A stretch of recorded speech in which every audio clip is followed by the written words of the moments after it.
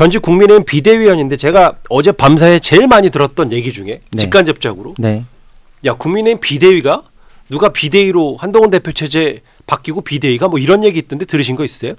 저도 그냥 카더라 수준으로만 듣고 있었는데 지금 보도도 좀 나오는 것 같더라고요. 그래서 안에서 굉장히 내분이 격화되는데 그게 구체적인 시나리오까지 마련돼서 예.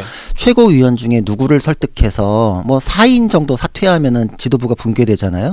그러면은 대표가 내려오는 거고 사실 뭐 친윤 쪽에서는 친한계 의원 누구를 포섭하려고 하고 있다. 뭐 그 사람이 사퇴하면은 4명의 최고위원이 사퇴하기 때문에 지도부 붕괴되면은 당대표를 끌어내릴 수 있다. 이제 이런 시나리오가 돈다라는 얘기는 들었죠. 그러니까 이제 거기서 구체적으로 얘기해보면 이른바 뭐 아까 아침에 뭐 일부 그 단독 보도를 보니까 뭐 좀 더 진위업을 확인해봐야 되겠습니다만 한동훈 대표 가까운 쪽 사람들이 직함 생략하고 김종혁, 뭐 장동혁, 진종호. 네. 근데 이 몇몇 중에 누군가가 네. 비대위원 아니요. 그러니까 저 던지면 네. 최고위원직을 던지면 네.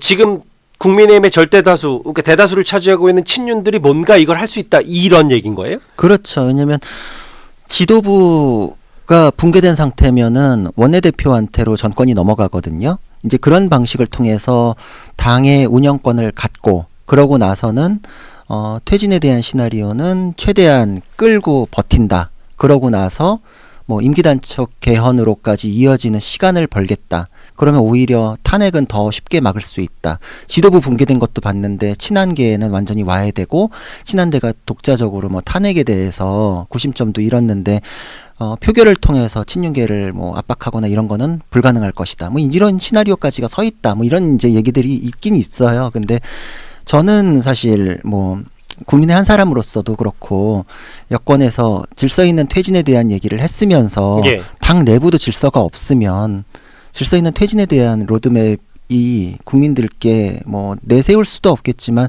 그게 설득력을 얻을 수가 없잖아요.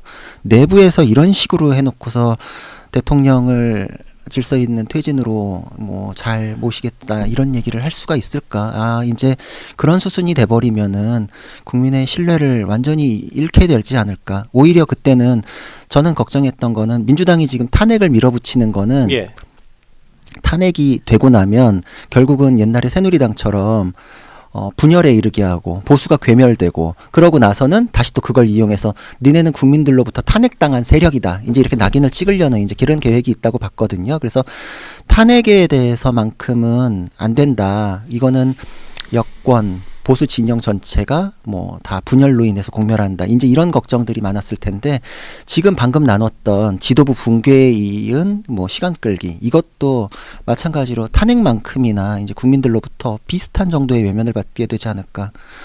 아 그게 저는 더 낫다고 지금 추진하는 일일지 아니면은 계파 간 갈등에 의해서 그나마 이 와중에 내 자리를 지킬 수 있는 내 안전벨트처럼 여기는 거 아닐지 이런 생각이 들어서 저는 후자라고 봤어요. 당보다 지역구 걱정한다고 보시는 거네요. 그러면 그 네. 친윤 인사들의 그런 행동과 말들이 결국은 자기 자리, 자기 보신 뭐 이런 거라고 봅니다. 한동훈 대표하고 종종 소통하시잖아요. 네. 요즘 한 대표가 어떤 생각을 갖고 있다고 보세요? 저는 근데 이제 최근엔 사실 소통해 본 적이 없어요. 지금 상황이 엄중하기 때문에 워낙에 뭐 어렵고 이제 중요한 일들을 하시는데 뭐 일개 변호사가 시간을 할애해서 뭐 통화하고 이럴 상황은 아니라고 생각해요. 일개 변호사 아니죠? 아니, 네. 저는 정말 그런 거에 있어서는 조심하기 때문에 네. 이 일 전부터도 이런 거에 대해서 제가 뭐 의견을 내거나 뭐 이런 식으로 해본 적은 없는데 최근에 뭐 소통했을 때도 그 뭐 어떤 팩트 체크가 필요했을 때 정말 예. 저는 이제 발언을 할 땐 굉장히 정확해야 되니까 네. 이제 그런 정도의 소통이었지 최근엔 더 그래서 이거는 뜻은 모르겠지만 제가 추측컨대는 보수 진영을 지키고 그리고 대통령을 그나마 국민을 위해서 질서 있는 퇴진을 하는 걸로 이끌기 위한 그런 길을 모색하고 있다. 이제 이렇게 보고 있었거든요. 한동훈 대표가. 네네네. 왜 질문을 드리냐면 네. 그러니까 이런 거예요. 오늘 아침 조간신문에 뭐 한 대표 중심으로 해서 뭐 여러 여론의 비판도 받았어요. 사실 뭐 한해서 총리와 대통령 뭐 한동훈 대표 누군가 소통령이라고 비판하고 야당에서. 네. 그래서 어쨌든 질서 있는 퇴진 만들려고 오늘 뭐 이제 로드맵해서 대통령 퇴진 시점 못 받겠다 뭐 이런 얘기도 있었긴 했는데 벌써 이제 아까 얘기했던 뭐 당내 비대위 문제라든지 혹은 어제 저희 채널의 단독 보도로도 알려졌던 건 권성동 전 원내대표, 권성동 현 의원이 원내대표가 될 수 있다 이런 얘기가 나와서 한 대표는 부정적이다. 이것 때문에 제가 비대위 질문도 같이 드린 거거든요. 그러니까 당내 문제가 참 어렵네요. 진짜 저는 사실 당내에서 퇴진 시점을 못 박는 로드맵이 나와야 된다라고 예. 생각을 했고 그거 나오는 것도 참 힘들겠다라는 생각은 했는데 지금 이슈 자체가 거길로 모이지도 않는 상황인 건가? 라는 그렇죠. 생각이 들어버렸으니까 당내에서 지금 비대위 얘기까지 나오면은 로드맵 뭐 퇴진 시점을 못 박는다라는 거는 아예 관심도 없는 사람들이 대다수가 돼버리는 거니까 이렇게 우왕좌왕해서 되겠는가 이런 상황이면은 이번 주 민주당이 또 발의하는 탄핵 표결에 대해서 위험하겠다. 이번에 지금 이런 식이면은 저는 그렇게 봤어요. 이번에 퇴진 시점을 못 박는 로드맵이 안 나오면 이번 주 표결은 위험하다 이렇게 봤거든요. 예. 지금 압박을 받는 의원들이 굉장히 많은 걸로 알고 있어요. 그럼에도 불구하고 자신의 소신에 따라서 뭐 투표를 해야 되는 거지만 그 소신 안에는 분명히 뭐 지역구 유권자들의 압박이나 이런 것들도 고려가 되는 거거든요. 저도 그것도 이해를 해요. 그러니까 그 모든 것을 아울러서 명분을 줘야 되는 게 또 정치력인 거고 당에서 그 명분들을 만들어내는 것이 당의 집단지성을 통한 정치력인데 네. 집단지성 자체가 지금 모이지 않고 있잖아요. 그 개개의 의원에게 모든 걸 다 짐을 넘기고서 정말 핵심의 몇몇들이 개파 싸움을 하고 있으면 그 주변에 있는 분들은 그럼 나는 내 소신대로 갈 수밖에 없다. 이제 이렇게 되니까 이번 주가 굉장히 위험하죠. 사실 지난주도 굉장히 위험했어요. 저는 이 개개의 행동들에 대해서는 비판이 있지만 이유는 있었던 게 한 대표가 뭐 말을 바꿨다. 이제 이렇게 얘기하지만 처음에 탄핵을 막겠다.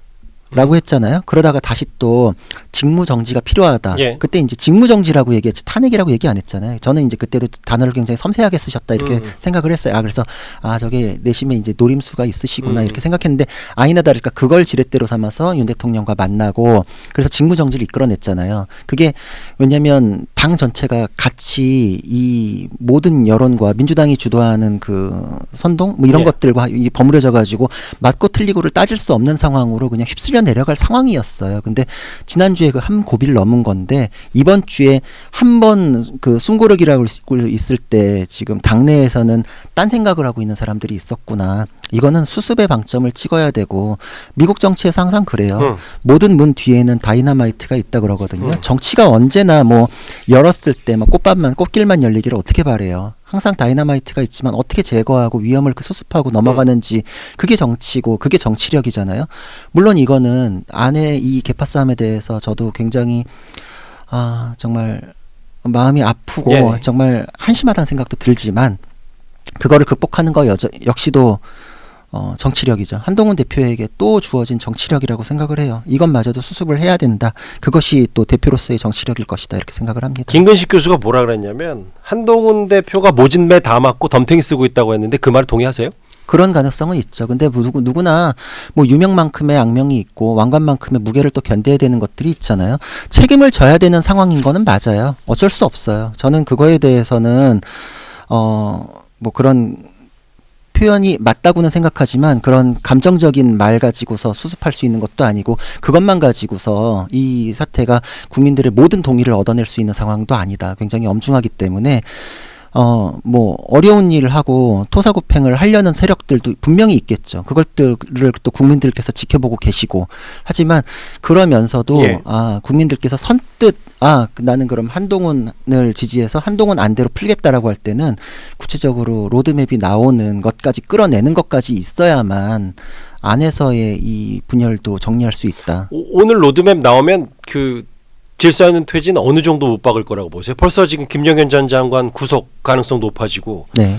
뭐 아까 성탄절 전후로 해서 대통령 수사에 대해서 실제로 혐의가 있는지 없는지 내란죄 어느 정도 가닥 잡히면 한 달도 채 안 남았는데 그렇죠. 질서 있는 퇴진 오늘 만약에 진짜 못 박는다고 하면 얼마나 봐야 되는 거예요, 대통령? 저는 사실 탄핵 소추로 갔을 때 대충 우리가 예상하는 기간들이 있잖아요. 그거하고는 사실 큰 차이는 없을 거다 이렇게 생각을 해요. 한 반년 정도요? 예. 뭐 그러니까 그 안에서 결정되지 않을까 이제 저는 개인적인 생각입니다. 왜냐하면 이거는 국민들을 설득하기 위한 것들이잖아요. 그러니까 그 시점을 모호하게 하거나 그거보다 더 훨씬 뒤로 가거나 이제 근데 지금 그때까지의 계획을 추진하다가 그때 당시에 또 이제 돌발 변수가 있으면 그때 가서 이제 설득력이 있으면 다시 조정할 수 있을지언정 지금은 반년.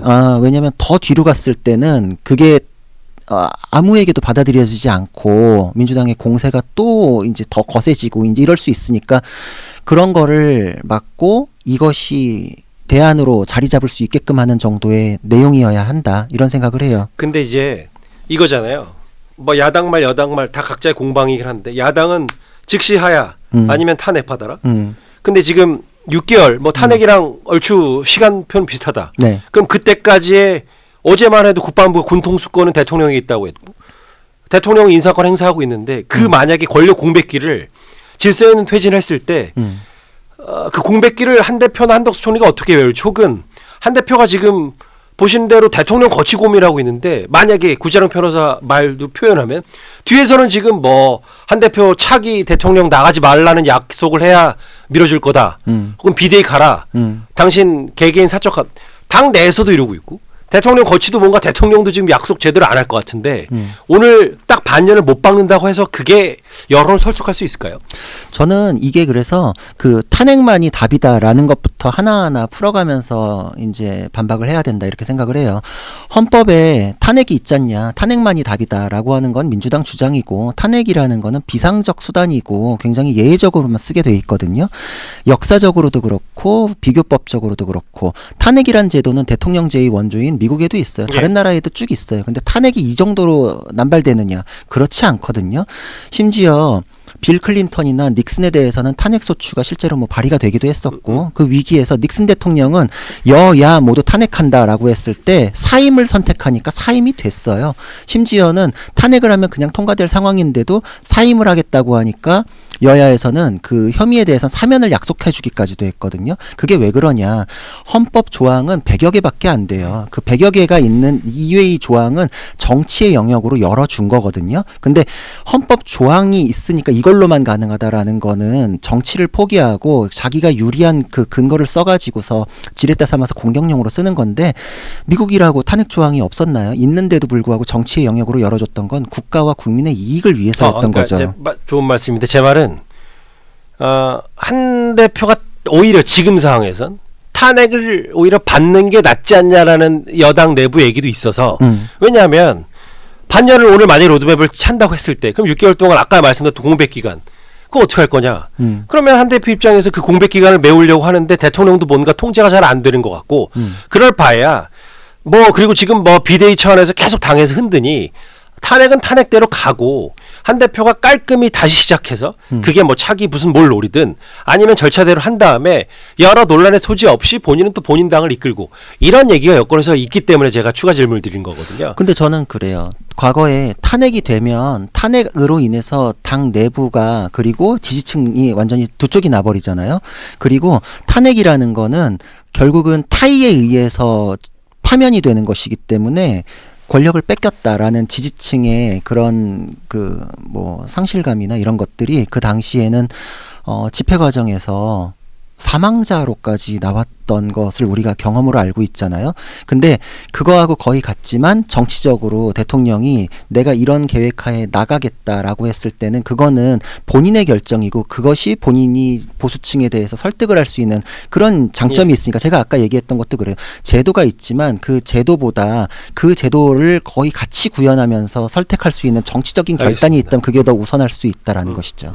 그러니까 이제 제가 뭐 추가 질문 드리지 않겠지만 그런 것 때문에 누군가는 탄핵 트라우마보다 계엄 트라우마가 더 센 것 같고 혹은 한 대표가 헌법재판소나 이 국회 여의도 권력의 탄핵 주도권을 그쪽이 가기보다는 본인이 쥐고 가겠다 이런 두 가지 측면이 있긴 한데 뭐 그럼에도 여러 가지 얘기 때문에 한번 질문을 드려봤어요.